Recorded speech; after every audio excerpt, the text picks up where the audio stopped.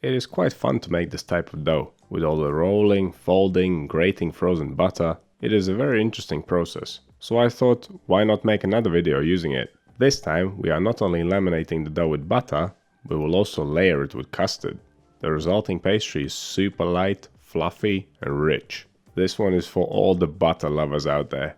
So let's get right to it. Let me show you how it's done so you can make yours. Starting with the ingredients for the dough. We'll need some white bread flour, water, butter, yeast, sugar, salt, a half egg for glazing, and 2 pieces of frozen butter, which will be grated onto the dough and then folded in to create the layers. For the custard, we'll need some milk, the other half of the egg, cornstarch, vanilla paste or vanilla essence, some sugar, and some butter. And those are all the ingredients that we need. Let's move on to mixing the dough. First things first, temperature control. My kitchen is around 22 degrees Celsius or 72 degrees Fahrenheit. And since the dough is going to warm up by a couple degrees, I'm going to use my water at around room temperature. In a large bowl, combine the water, the yeast, the salt, the sugar, the melted butter, and give it all a good mix. You want to dissolve the salt and sugar completely. Then add the flour, grab your dough scraper and mix it to a dough. This dough is quite similar to the ones we used in previous projects, like the one in the kouign-amann and the pain au raisin recipes. The only difference here is that it has a slightly lower hydration, making it easier to handle. I have changed the laminating method slightly as well, but we'll talk about that in a minute. Okay, once your dough is fully mixed, give it a quick fold, place it in a clean bowl and take its temperature.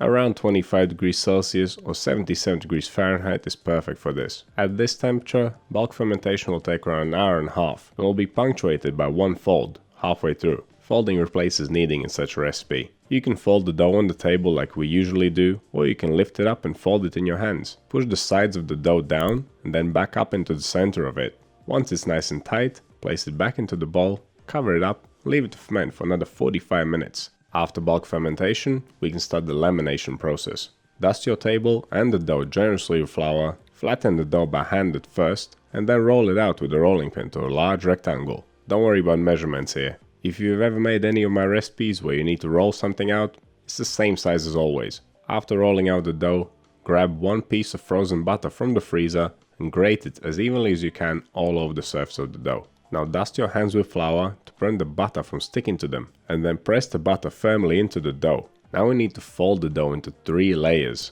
Start by folding over 1/3 of it, and then fold over the loose third from the opposite side. Try to make it as straight and as even as you can. Now dust the dough with flour again and roll it out to a large rectangle once more, and then fold it up into 3 layers again, this time without adding any butter. We'll reserve the second block of butter for the second set of folds. This is where the method is slightly different from my previous recipes. Previously, we would have refrigerated the dough after the first fold. Now we are giving it a second fold and then chilling it down. And for the second set of folds, we will repeat the exact same process, which I think makes it easier, more convenient and less confusing. Wrap the dough up in cling film and place it in the fridge to chill down for 30 minutes. This will let the gluten relax and make it much easier to roll out again. 30 minutes later, we can perform the second set of folds. And like I just explained, the second set of folds is identical to the first set of folds. So dust your dough with flour, roll it out to a large rectangle, take the second piece of butter and grate it evenly all over the dough, then press the butter into the dough, fold the dough into 3 layers, then dust it with flour, roll it out again and fold it into 3 layers once more. Now we need to wrap the dough up in cling film one last time and chill it down, but this time for at least 1 hour. 1 hour is the minimum, but you can leave it in the fridge for much longer. I ended up using my dough 24 hours later. Whilst the dough is chilling, we can make the second element of this bake, which is the custard. In a small pan, combine the sugar, the cornstarch, the butter, the vanilla paste, the half of an egg, and the milk. Give it all a quick mix, place the pot on medium to high heat, and cook the custard until it's thickened, which should take no more than 2 to 3 minutes. Whisk it continuously to prevent it from sticking to the bottom of the pan. As soon as it becomes nice and thick, take it off the heat, place it in a bowl, cover it up so that the cling film is touching the surface so it doesn't develop a skin, and place it in the fridge to cool down completely. And that is how you make the easiest custard ever. Once it has cooled down completely, and before you want to use it, whisk it up so it becomes nice and smooth and spreadable. Okay, so we have our dough, we have our custard, let's move on to final shaping. And no surprises here, we need to roll this out to a large rectangle once again, but this time bigger. If you do want to measure it, It should measure at around 50 by 40 centimeters or 20 by 16 inches. Trim the edges of the dough. A pizza cutter is the perfect tool for this job. If you don't have one, use a knife. Just be careful to not mess up your table. Spread the custard evenly all over the dough. An offset spatula is the perfect tool for this job. If you don't have one of these, you could even use your dough scraper. Make sure to cover the whole surface. Now we need to fold the dough into 3 layers again, horizontally. I suggest drawing lines on it to roughly guide you along. The reason why we had to roll the dough out so large is because now that we fold it up into 3, it becomes a lot narrower. We need to cut this dough into strips, and if it's very narrow, the strips will be short. And if the strips are short, we won't be able to braid the buns as easily. After folding up the dough, you can even it out by rolling it over with a rolling pin.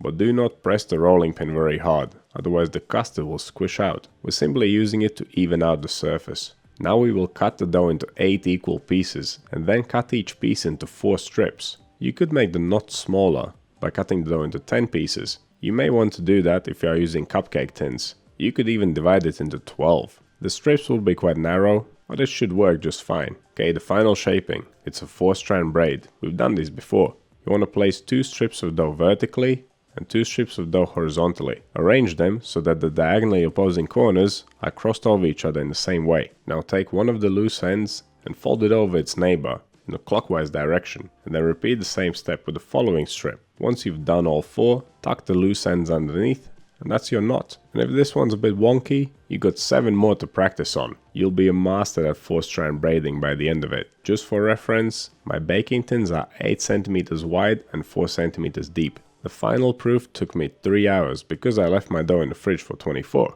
If you do this on the same day, yours will rise quicker. During the final hour of fermentation, preheat the oven, 170 degrees Celsius, fan on, and that's 340 Fahrenheit. If your oven doesn't have a fan, go for 190 degrees Celsius or 375 Fahrenheit. There's just one last thing left to do before baking, glazing them with the egg. I decided to sprinkle them with some sea salt. This pastry is very buttery and the salt kind of balances it out. If you don't want the saltiness, you can use some pearl sugar or just leave them plain, or even some regular sugar would do, or whatever you decide. Once they're all brushed up and decorated, pop those bad boys in the oven. They'll take around 25 minutes to fully bake. If they are baking a little bit unevenly, turn the tray around halfway to the bake. Even when baking with the fan on. My oven doesn't want my pastries to have that even nice crust color, but turning the tray around solves that problem. And once they're all evenly golden brown all over, they're ready. As soon as they come out of the oven, remove them from the tins. But be gentle, because at this point, they are a little bit fragile. If you want to make them extra sweet, shiny and sticky,